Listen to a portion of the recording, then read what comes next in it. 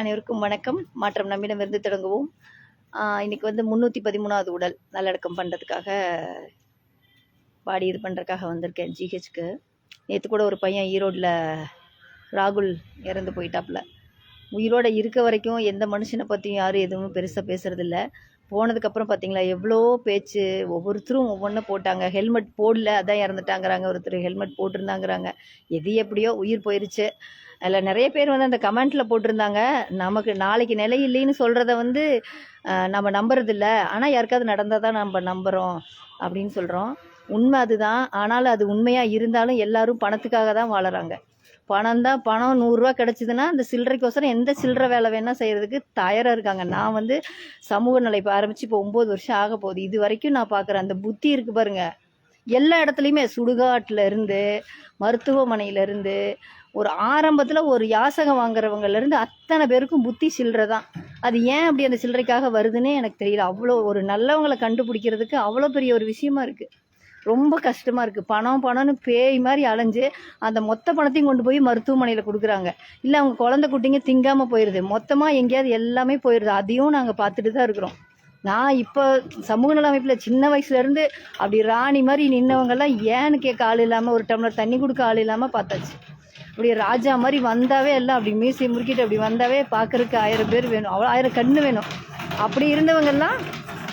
அப்படி இருந்தவங்கெல்லாம் இப்போ கடைசி காலத்தில் ஏன்னு கேட்க முடியாமல், ஒரு நல்ல துணி போடாமல் அப்படி வாழ்க்கையே மாறி போயும் பார்த்தாச்சு. ஏன்னா அந்த பணமும் பந்தாவும் எதையும் செய்ய போகிறதில்ல. இன்றைக்கி வாழறோமா, சந்தோஷமாக வாழ்கிறோமா, யாருக்கு ஏதாவது முடிஞ்சது செய்கிறோமா, அது போதும். ஒருத்தருக்கு செய்கிறதுக்கோ உதவி செய்கிறதுக்கோ வசதியோ பெரிய இதெல்லாம் தேவையில்லை, மனசு தான் தேவை. இருக்கிற இடத்துல நேர்மை, உண்மை, ஒழுக்கம், இந்த விஷயம் இருந்தால் போதும். கண்டிப்பாக இறைவன் நம்ம கூட துணையில் இருப்பார். நம்ம சீக்கிரமாக போகிறோமோ, இப்போ நான் இருக்கேன், நான் வீட்டுக்கு போவேனா எனக்கு தெரியாது, இறைவனோட கையில் தான் இருக்குது. அதை பற்றி எனக்கு கவலை இல்லை. ஆனால் இந்த நிமிஷம் நான் என்னோடய வேலையை நிம்மதியாக செஞ்சுட்டு நான் நல்லபடியாக வீட்டுக்கு போவேன். அந்த நம்பிக்கை எனக்கு இருக்குது. அதை நம்பி தான் நான் ஓடிட்டுருக்கேன். இவ்வளோ உடல் அடக்கம் பண்ணுற வரைக்கும் எத்தனையோ கடந்து வந்துட்டேன். இந்த அடக்கம் பண்ணுறது ஒன்றும் சாதாரண இல்லை. எல்லாருமே உங்களுக்கு பணத்தை பார்த்தா பயமா இல்லையா, எப்படி ஏதோ பண்ணுறீங்க அப்படிலாம் கேட்பாங்க. பணத்தை கண்டு சத்தியமாக ஒரு துளி கூட பயம் இல்லை.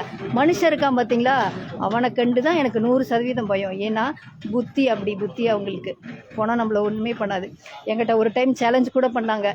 பணத்து பக்கத்தில் யார் படுத்திருக்காங்களோ அவங்களுக்கு 500 தரோம் 10 நிமிஷத்துக்கு, அரை மணி நேரத்துக்கு அப்படிலாம் பந்தயம் கேட்டாங்க. நான் சொன்னேன் 2 மணி நேரம் கூட படுத்திருக்கேன், இந்த காசை கூட இன்னொரு பாடி அடக்கம் பண்ணுறதுக்கு ஆகணும். ஏன்னா பணம் உண்மையாகவே அது வெறும் பணம் தான். ஆனால் மனிதன் தான் ரொம்ப ரொம்ப ரொம்ப ரொம்ப அவ்வளோதான். அதுக்கு மேலே சொல்ல முடியாது. ஏன்னா நல்லவங்களும் நிறைய இருக்காங்க, நிறைய உதவி செய்கிறாங்க, நல்ல மனசோடு இருக்காங்க, எல்லாருமே இருக்காங்க.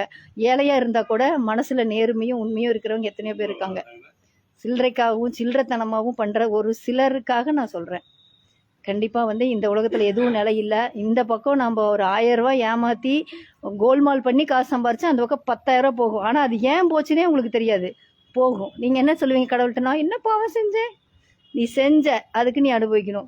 எனக்கும் அதே தான், அவங்களுக்கும் அதே தான், எல்லாருக்கும் அதே தான். அதனால் தயவு செஞ்சு முடிஞ்ச வரைக்கும் நேர்மையாகவும் நல்லபடியாகவும் ஒருத்தருக்கு உதவி செய்யணுங்கிறதுக்கு பணம் தேவையில்லை, மனசு தான் தேவை. நானே இப்போ 2 வாரத்துக்கு முன்னாடி ஒரு பெரிய அடி வாங்கி ஒரு 54,000 ரூபாயில் மாட்டிக்கிட்டேன். ஆனால் ஐ எம் ஹாப்பி. ஏன்னா எனக்கு ஒரு பெரிய பாடம் ஒன்று, அதுக்கான சில நல்லவங்களையும் கடவுள் காமிச்சிட்டாரு. நான் நிம்மதியாக இருக்கேன். அதனால் முடிஞ்ச வரைக்கும் நல்லபடியாக இருங்க. நிலையில்லாத வாழ்க்கையில் நிலையான அன்போட நம்ம போனதுக்கப்புறமும் நம்மளை நினச்சி வருத்தப்படாட்டி கூட பரவாயில்ல, நம்மளை நினச்சா இந்த மாதிரி வாழணும்னு சொல்கிற அளவுக்காவது நம்ம வாழணும். மாற்றம் நம்மிடமிருந்து தொடங்கும். நன்றி. இந்த வீடியோ ஷேர் பண்ணுங்கள்.